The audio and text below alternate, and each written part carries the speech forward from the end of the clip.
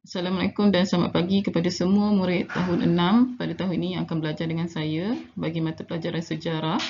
Okey, ini adalah kali pertama kita akan berjumpa bagi subjek sejarah.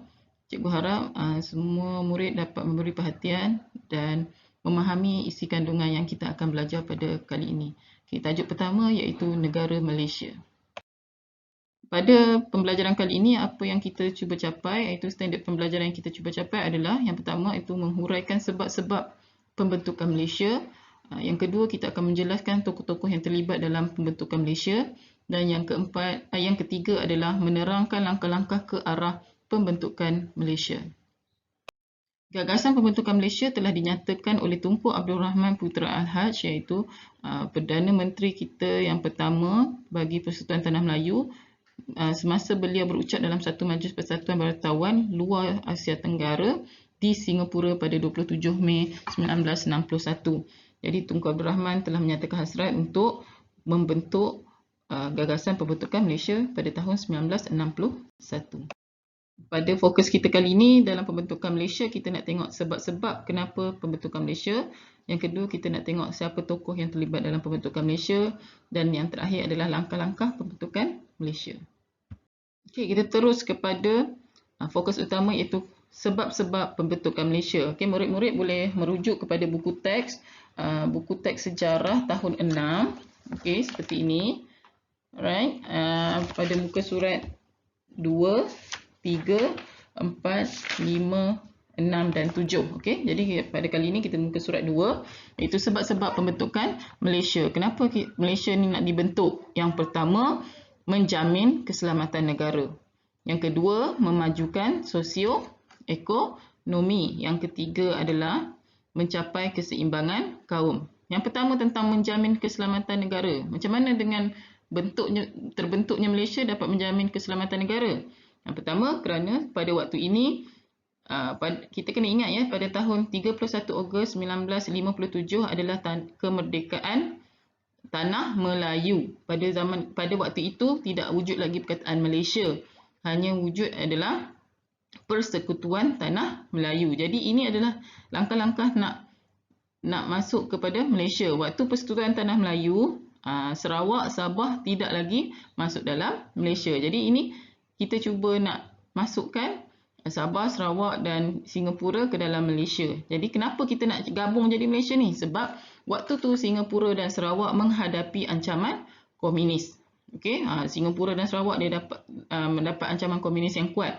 Kemudian komunis ni dia nak jadikan Sarawak sebagai sebuah negara komunis untuk sebarkan pengaruh di Asia Tenggara. Okey, komunis nak jadikan Sarawak ni sebuah negara komunis. Nak jadikan Sarawak sebagai hub pengaruh komunis di Asia Tenggara. Yang ketiga, Persekutuan Tanah Melayu. Ingat waktu tu kita dah merdeka dah. Kita merdeka sebab kita berjaya melawan komunis. Okey, kita melawan komunis, kemudian kita dah buat gagasan untuk membentuk Persekutuan Tanah Melayu. Jadi Persekutuan Tanah Melayu dah ada pengalaman untuk menghadapi ancaman komunis. Jadi kita nak selamatkan Singapura dan Sarawak daripada ancaman komunis dengan cara membentuk Malaysia.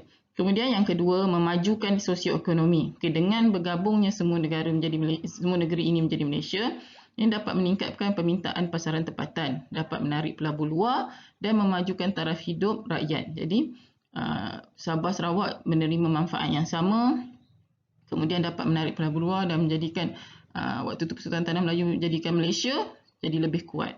Kemudian kita nak capaikan keseimbangan kaum. Kita kena ingat waktu kita Persekutuan Tanah Melayu masih lagi terlibat dengan hanya di bahagian semenanjung sahaja.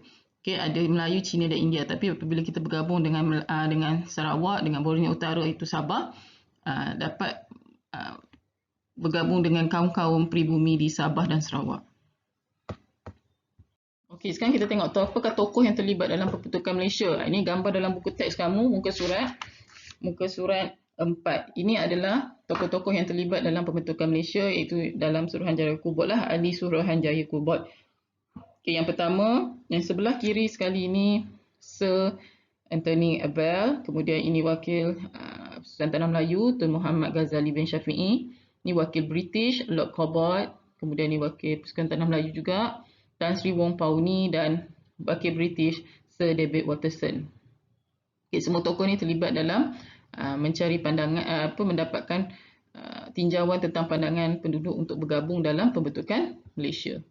Okay, seterusnya kita tengok kepada langkah-langkah pembentukan Malaysia. Okay, bila pembentukan Malaysia ni berlaku? Okay, selepas pada 31 Ogos 1957 Persekutuan Tanah Melayu merdeka.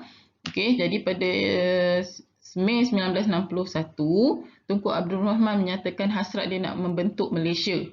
Okay, jadi pada Mei 1961 ni pelbagai usaha diwujudkan untuk sebarkan idea membentuk Malaysia.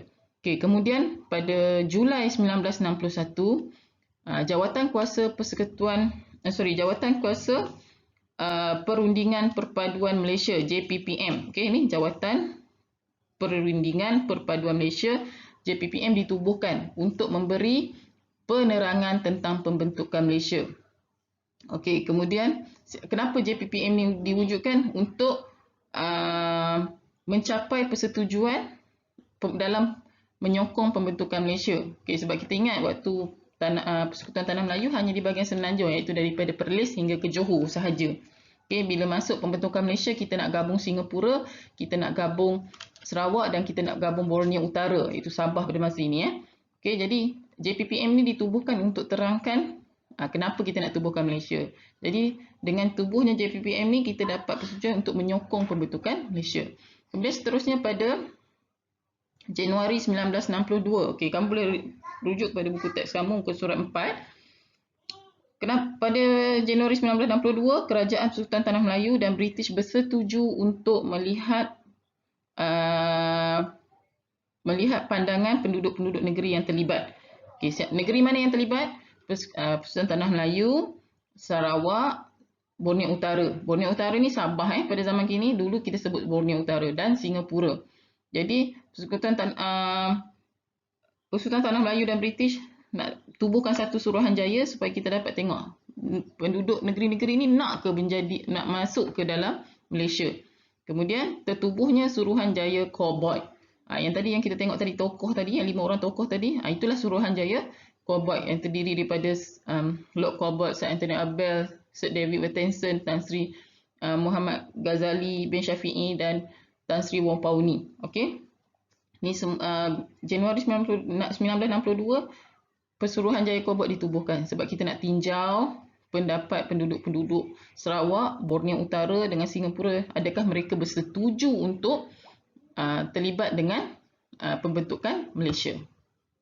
Okey, seterusnya adalah September 1962. Okey, tadi Januari dah tertubuhnya Suruhanjaya Corboid. Kemudian pada September tahun yang sama 1962 wujudnya referendum diadakan di Singapura. Kenapa ada referendum? Untuk tinjau pendapat penduduk Singapura. Akhirnya pada September 1962 penduduk Singapura bersetuju untuk menyertai Malaysia. Yang pertama, kita dapat persetujuan daripada Singapura pada September 1962. Kemudian apa jadi pada Julai 1963? Okey, Julai 1963 Persekutuan Tanah Melayu dan British terima laporan Suruhanjaya Corboid. Okey, pada Januari 1962 kita dah tubuh Suruhanjaya Corboid ni nak tinjau pendapat penduduk Sarawak, Borneo Utara dan Singapura kan. Kemudian pada Julai 1963 keluarlah keputusan itu, keputusan laporan Suruhanjaya Corboid. Hasil yang dapat, semua negeri-negeri yang kita cakap tadi bersetuju untuk menubuhkan Malaysia. Jadi pada Julai 1963 Perjanjian Malaysia ditandatangani oleh Wakil British yang dalam Suruhanjaya Corboid, Persekutuan Tanah Melayu, PTM ni Persekutuan Tanah Melayu, Sarawak, Borneo Utara dan Singapura. Okey, selepas Julai 1963 kita bergerak kepada Ogos. Tadi kita dah ada Perjanjian Malaysia pada Julai 1963. Pada Ogos 1963 pula kita ada satu masalah di mana pembentukan Malaysia mendapat tentangan daripada Indonesia dan Filipina. Okey, kenapa Indonesia dan Filipina tentang? Sebab Indonesia dia nak bergabung dengan Tanah Melayu sebab kita rumpun yang sama. Filipina kenapa dia mendapat tentangan? Sebab kita nak tarik Borneo Utara. Sebab Borneo Utara ni dia lebih dekat dengan Filipina. Jadi dia rasa itu adalah tanah jajahan mereka. Jadi, kita mempunyai masalah sebab dapat tentangan daripada negara luar iaitu Filipina dan Indonesia. Okey, apa jadi? Malaysia, Indonesia dan Filipina dapat bantuan PBB. Okey. PBB ni tahu apa? Iaitu Persekutuan Pertubuhan Bangsa-Bangsa Bersatu. Nak selesaikan masalah ni, Malaysia, Indonesia dan Filipina dapatkan bantuan Persatuan Bangsa-Bangsa Bersatu. Akhirnya wakil PBB datang. Okey. Untuk yang kita nak selesaikan masalah ni, akhirnya wakil PBB datang, tinjau lagi sekali pendapat penduduk Sarawak dan Borneo Utara. Adakah mereka bersetuju untuk membentuk Malaysia ataupun mereka terpaksa? Dan hasil tinjauan daripada PBB mendapati majoriti penduduk Sarawak dan Borneo Utara menerima idea pembentukan Malaysia. Dan akhirnya pada tarikh keramat September 1963, iaitu pada tarikh yang tepat ialah 16 September 1963, Malaysia diisytiharkan. Sebab tu kita cuti pada 16 September pada Hari Malaysia. Tapi 31 Ogos kita menyambut kemerdekaan Malaysia, kemerdekaan negara. Tapi 16 September kenapa kita sambut Hari Malaysia? Sebab Hari Malaysia adalah hari tergabungnya antara Persekutuan Tanah Melayu, Singapura, Sarawak dan Borneo Utara. Ingat, Borneo Utara itu adalah Sabah, dikenali sebagai Sabah pada masa kini. Okey, sekarang kamu boleh rujuk buku teks kamu muka surat 7. Okey, selepas kita tengok 16 September 1963 diisytiharkan sebagai